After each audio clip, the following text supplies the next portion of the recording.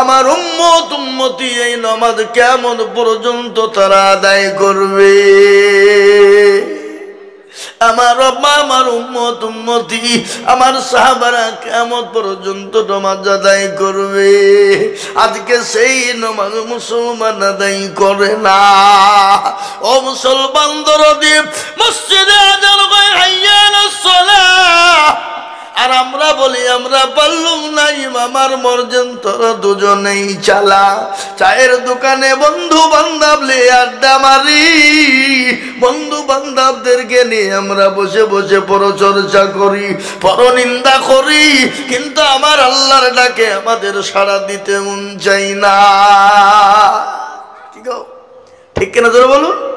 হ্যাঁ, সাহাবাদের জীবনে একটু শুনুন। সাহাবাদের অর্থ ছিল না, জমি ছিল না, গাড়ি ছিল না, বাড়ি ছিল না, পোশাক কিন্তু তাদের ছিল না, কিন্তু জীবনও তাদের নামাজ কিন্তু কাজা ছিল না। বা একজন সাহাবা অতি গরিব, নবীজির জলিল কদর সাহাবা, বাড়িতে তার কাপড় নাই, পোশাক নাই, খাবার তো নাই। প্রতিদিন নবীজির পিছনে নামাজে এসে তিনি জামাতে নামাজ পড়ে, নবীজির পিছনে নামাজ পড়া হয়। নবীজি যখন দুই দিকে সালাম খানা ফিরিয়ে দেয়, সঙ্গে সঙ্গে মসজিদ নববী থেকে তিনি বেরিয়ে চলে যায়।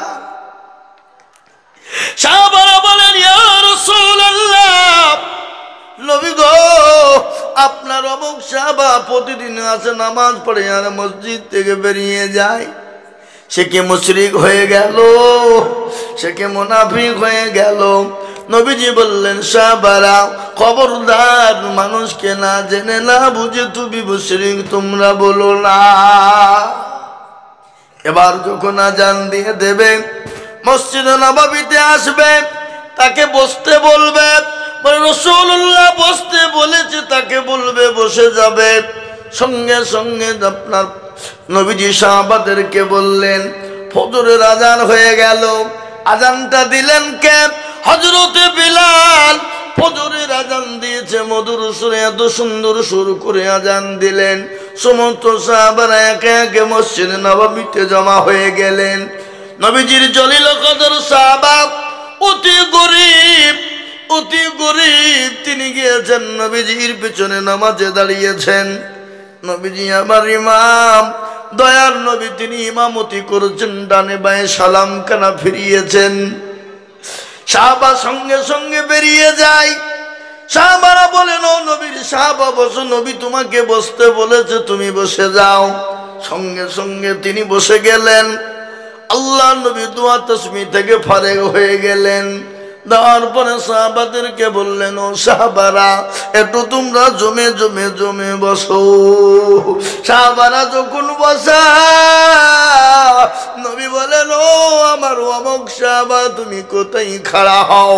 সঙ্গে সঙ্গে তিনি বলছেন, ইয়া রাসূলুল্লাহ, বলো ও সাহাবা, তোমাকে আমি প্রশ্ন করব, বলো বলো তুমি কেন কোরআনের মজলিসে বসো না?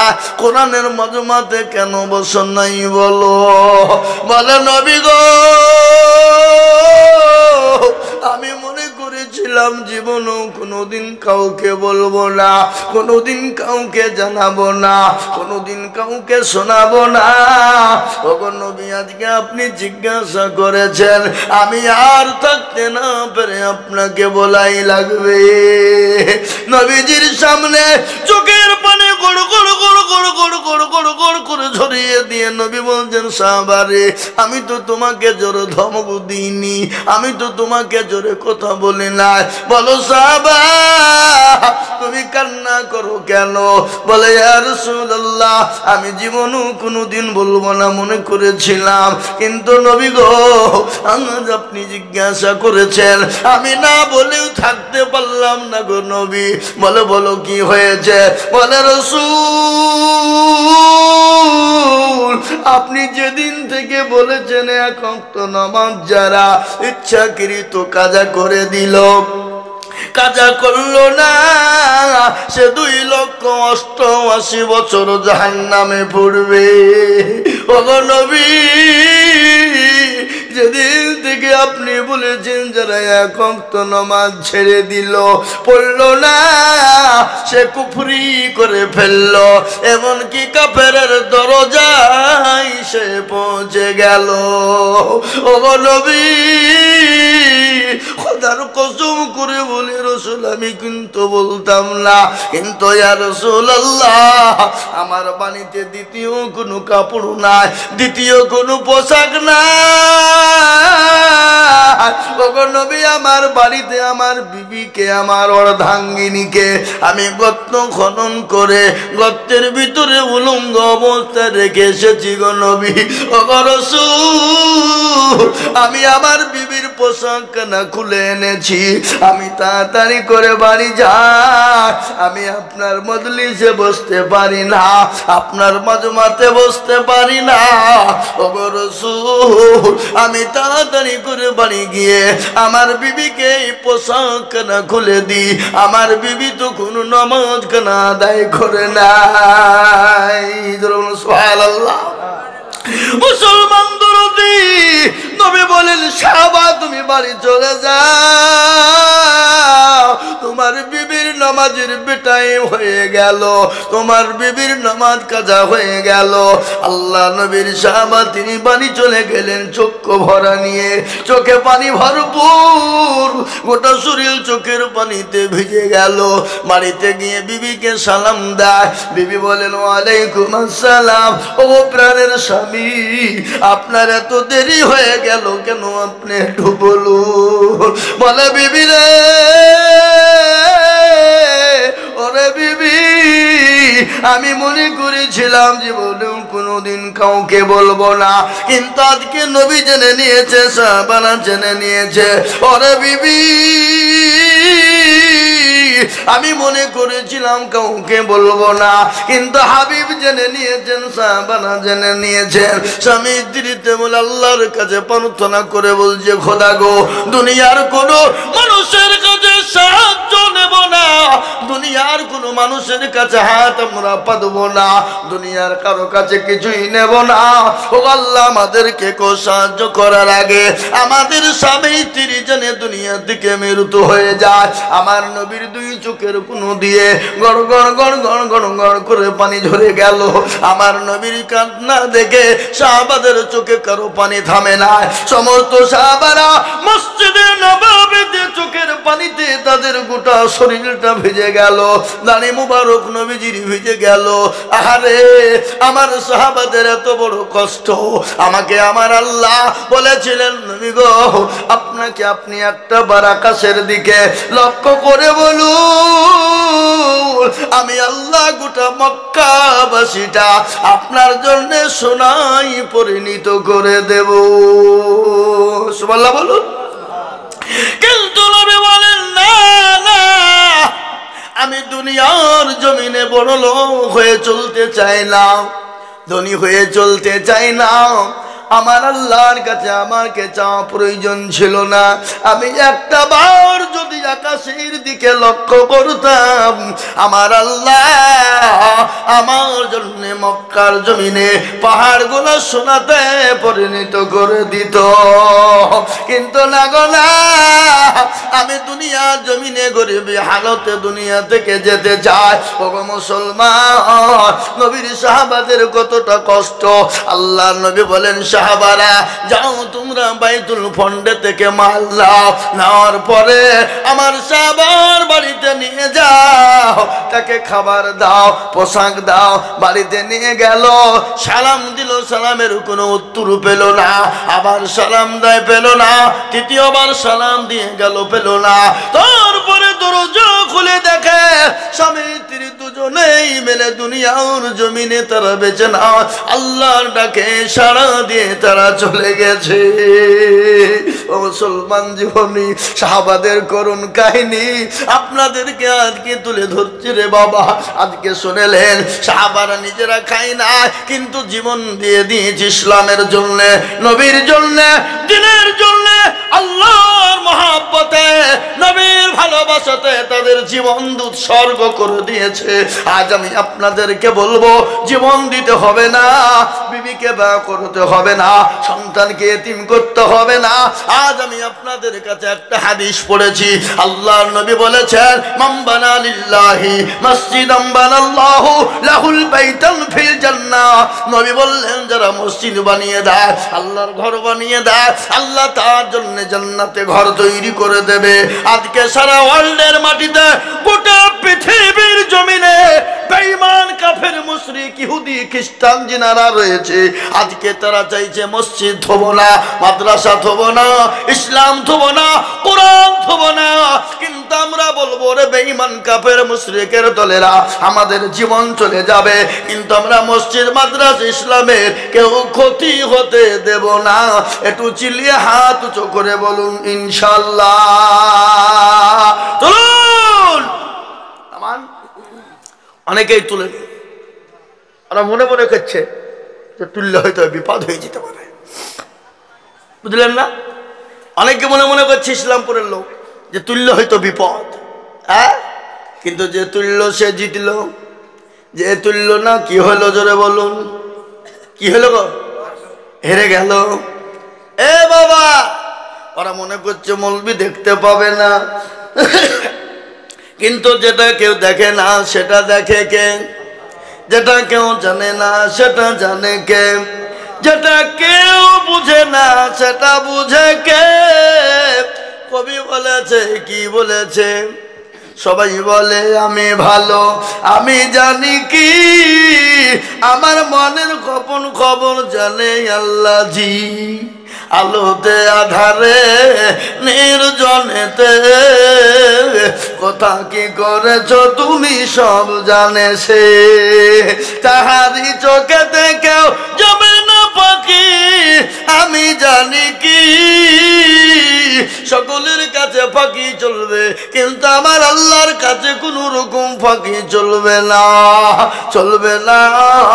তাই আমি আপনাদেরকে আর একবার বলি, গোটা পৃথিবী চাইছে মাদ্রাসা মসজিদ থব না, কোরআনকে থব না, দিনকে থব না, ইসলামকে থব না। কিন্তু আমি বলবো, ফেরাউন পারেনি, নমরুদ পারেনি, আবু জেহেল পারেনি, আবু লাহাব পারেনি, উতবা পারেনি, সাইবা পারেনি, মুগিরা পারেনি। তারা যখন পারেনি, এই যুগের বেঈমান খ্রিস্টান ইহুদির দলেরা ইনশাআল্লাহ তারাও পারবে না, মরতে দামটা কিয়ামত পর্যন্ত পারবে না। একটু হাত উঁচু করে বলুন ইনশাআল্লাহ। নামিয়ে দেন হাত, খুলুন কোরআন। কোরআনে আল্লাহ বলে দিলেন, আল ইয়াউমা নাকতিমু আলা আফওয়াহিহিম ওয়া তুকাল্লিমুনা আইদিহিম ওয়া তাশহাদু আরজুলুহুম বিমা কানু ইয়াকসিবুন। কিয়ামতের দিনে আমার আল্লাহ জবানে তালা মেরে দেবে। হাতকে বলবে কোন কাজে ব্যয় করেছিল, হাত বলবে মাবুদ গো, ওই ইসলামপুর হসপিটালের মোড়ে বক্তা আজিজুল বলেছিল, আল্লাহর দিনকে বাঁচাবা কারা, কোরআনকে বাঁচাবা কারা, মসজিদ মাদ্রাসাকে বাঁচাবে কারা? হাতটা তুলবে তারা। হাতটা তোলার কারণে আমার আল্লাহ জাহান্নামকে হারাম করে দেবে, জান্নাতকে ওয়াজিব করে দেবে। তাই আমি আপনাদেরকে বলবো, ও আল্লাহর বান্দারা, দিনের ওয়ালারা, নবীর প্রেমিকেরা, কারা আছো নবীর প্রেমিক, কারা আছো আল্লাহর প্রেমিক? হাদিসের মধ্যে নবী বলেছে, লা ইউমিনু আহাদুকুম হাত্তা ইয়াকুনা হাব্বা ইলাই মিন ওয়ালিদিহি ওয়া ওয়ালাদিহি ওয়ান নাসি আজমাইন। ওই ব্যক্তি সব থেকে ইমানদার, পরহেজগার, দিনদার, আল্লাহওয়ালা বা আল্লাহওয়ালা, দিনওয়ালা, নবীওয়ালা, যতক্ষণ পর্যন্ত তার বিবি, বাচ্চা, জমি, গাড়ি, বাড়ি, ধন সম্পদের থেকে আল্লাহ তার রসুলকে বেশি না ভালোবাসবে। তাই আমি বলবো, বা এটা হলো মসজিদের উন্নতি কল্পে জালসা। আমি শুনলাম, আমাকে হযরত হাফেজ বললেন, হুজুর গো, আমাদের মসজিদটা জায়গা হয় না, মানুষ আসে না, তাই মসজিদটা করার জন্য আর একটা জায়গা কিনা হলো, 25 লক্ষ টাকা দাও। তবে হুজুর একটু মসজিদের ব্যাপারটা বলবে, আল্লাহর ঘর কিয়ামত পর্যন্ত থেকে যাবে, আপনি আমি চলে যাব। আল্লাহ নবী বলেছে, মানুষ মারা গেলে তার সমস্ত আমল বন্ধ হয়ে যায়, কিন্তু তিনটে জিনিস তার সঙ্গে হয়ে যায়। তিনটে জিনিস কিয়ামত পর্যন্ত কবরে শুয়ে শুয়ে নেকি পেয়ে যাবে। একটা হলো আমলে সলিহা, ভালো আমল করবে যারা, ভালো কাজ করবে যারা, মসজিদ বানাবে যারা, মাদ্রাসা বানাবে যারা, কোরআন বানাবে যারা, কোরআনের হেফাজত করবে যারা, দিন বানাবে যারা, দিনের হেফাজত করবে যারা, কিয়ামত পর্যন্ত কবরে শুয়ে নেকি পেয়ে যাবে। তাই আজ আমি বলবো, আমি আজিজুল হক আপনাদের পার্শ্ববর্তী এলাকার ছেলে, আমার বাড়ি বহু দূর নয়, আমার বাড়ি সীতানগর গধুন পাড়ায় বাড়ি রে বাবা। আমি আপনাদেরকে বলি বাপ, আল্লাহর ঘর মসজিদটা বানানোর জন্য আমি আপনাদের কাছে একটু হাত উঁচু করে দেব। আমি বহু জায়গায় লাখ লাখ লাখ লাখ টাকা করে চাই, আমি বহু জায়গায় 1 লাখ 1.5 লাখ 2 লাখ টাকা করে বলি, কোন জায়গায় 5 লাখ টাকাও চাই। আজ আমি আপনাদের কাছে লাখ লাখ টাকা চাবো না, আমি আল্লাহর ঘর মসজিদের জন্য আমি মাত্র 20,000 করে টাকা দেখতে চাই। বহু টাকা বহু দিকে চলে যায়, বিবি বাচ্চার পিছনে চলে যায়, ছেলে মেয়ের পিছনে যায়, আত্মীয় স্বজনের পিছনে যায়। আমি জানি ইসলামপুরের মাটিতে 1 লাখ টাকা 2 লাখ টাকা দেওয়ার লোক আছে, নাই গো? 20 10 লাখ 20 লেখেন ইনশাল্লাহ। চাঁদ মোহাম্মদ ভাই আমি জানি 20,000 টাকা দেবে।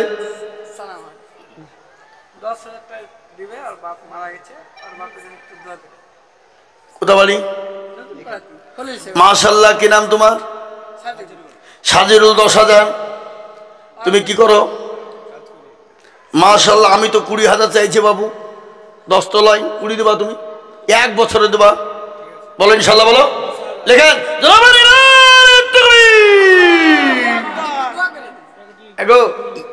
এই তকবীর হইল। মনে হচ্ছিল আপনারা হসপিটালে বসেছিলেন, কে বলে সে বসলেন নাকি? হ্যাঁ এই বাবুজি, অক্টোবরের 15 তারিখে শুরু করেছি, মার্চ মাসের 9 তারিখ পর্যন্ত প্রতিদিন প্রোগ্রাম। 10 তারিখে, মার্চের 10 তারিখ থেকে আবার রোজা শুরু হয়ে যাবে। একবার জোরে সরে বলি নারায়ে তাকবীর। আহা, যোগ্য বাপের যোগ্য ছেলে এখানে হাজির, যোগ্য বাপের যোগ্য ছেলে এখানে হাজির, দিল 20,000 টাকা মসজিদ খাতির। আরো দোয়া করি তাহার বাপেরও, কারণ বাপকে দিও দিও তুমি সুখের জীবন। কিবা দোয়া করি আমি করি গো রব্বানা, বাপকে কবরেতে তুমি কখনো ভুলো না। আরো দোয়া করি আমি করি গো মিনতি, দিও তার বাপকে তুমি জান্নাতের পানি। আল্লাহুম্মা আমিন। আমার জাদু ভাই তিনি 20,000, ওকে তো 20,000 কেন 50,000 টাকা দেওয়া দরকার। ও আমার এলাকা গোটা চষিয়ে ফেললো বালি বেচে, বুঝলেন না? বালি বেচে 200 মালকে 300 বিলে চালিয়ে দেয় নাকি? না, তা দেয় না, তা দেয় না। আমি বললাম মজাকে দিয়ে, বুঝলেন না? আমি তো 2 গাড়ি মাল ওনার কাছে নিয়েছি। যদি 200 মাল 300 বিলে চালিয়ে দেয় তাহলে আমি লিবো? কথা বলেন না কেন? আমি লিবো কি? তা লিবো না। আমি তো 2 গাড়ি মাল নিয়েছি ওনার কাছে। হ্যাঁ, আমি মজাকে করে বলে ফেললাম। বাবা আপনারা আবার রাগ করেন না। চালু ভাই আমাদের এলাকায় প্রতিদিন ওর গাড়ি ঢুকছে, প্রতিদিন আমি সকালবেলা দেখতে পাই, বুঝলেন না? আমি সকালবেলা বাড়িতে বাজারে চায়ের দোকানে বসি, আর ও দেখছে গাড়ি নিয়ে মাল চাইলে চলে যাচ্ছে। কি বুঝলে? হ্যাঁ, তাই দেখেন আল্লাহর বান্দা 20,000। আল্লাহ তুমি মাফ করো, আল্লাহ কবুল করো, আল্লাহ যা দিলে ভালো গাই তুমি তাই দিও গো মাওলা। আল্লাহ তুমি জানে মালে বরকত দাও, আল্লাহ ধন সম্পদ তুমি বানিয়ে দাও। কত টাকা কত দিকে যায়, বিবি বাচ্চার পিছনে যায়, ছেলে মেয়ের পিছনে যায়, দাদা দাদির পিছনে যায়, আত্মীয় স্বজনের পিছনে যায়, ডাক্তারের দোকানে যায়। আমি জানি এই হসপিটালের মোড়ে 1 লাখ টাকা দেওয়ার লোক এখানে আছে, কিন্তু আমি 1 লাখ টাকা চাবো না, কিন্তু জমিটা 25 লাখ টাকা দাম। আমি আপনাদের কাছে 20,000 করে টাকা। এই দেখেন 2 নম্বর হয়ে গেল। 3 নম্বর আল্লাহর বান্দা মাত্র 20,000। ইনশাল্লাহ একজন দরদি 3 নম্বরে আল্লাহর দিনের জন্য 20,000 টাকার দাতা একজন দরদি ভাগ্যবান দেখতে চায়, আল্লাহওয়ালা দেখতে চায়, নবীর প্রেমিক 20,000 টাকার দাতা। আর একজন ভাগ্যবান ইনশাল্লাহ কোন মুসলমান আছে বলে ইনশাল্লাহ? কি গো, এত বড় মজলিসের ভিতরে 20,000 টাকা দেওয়ার দাতা 3 নম্বরে ইনশাল্লাহ একটা ভাগ্যবান নাই বাপ?